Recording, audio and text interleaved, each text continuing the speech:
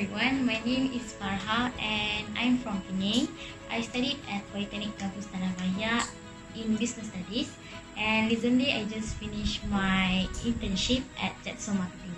Okay, how I found about Jetso is actually I searched for job posts at Google and also Facebook. I found that it is just nearby my house, so I give it a try. What I learned here is actually I improved my communication skill, especially in English, since I have to follow up with a lot of customers, and also my boss gave me a multitasking job, 5% job, and I have to do it alone. So I was like, serious lah, boleh buat duluan. But the end, since my boss and my colleague guide and support me, I can handle it very well.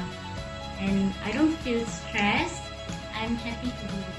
I'm very glad that I get a very good colleagues and also boss that guide me and support me throughout my internship. I got a lot of my friends in other countries share about their experience. They don't have so many jobs to do, and that make them cannot do internship report. They just sit there and do nothing. Experience that. To those who are looking for internship, especially in sales and admin, you can come here. Not much requirement. Must have a good attitude, manners, and also punctuality. Nak beritahu yang cari tempat intern, jangan cari tempat elang yang banyak. Cari tempat yang kita boleh gain many experience.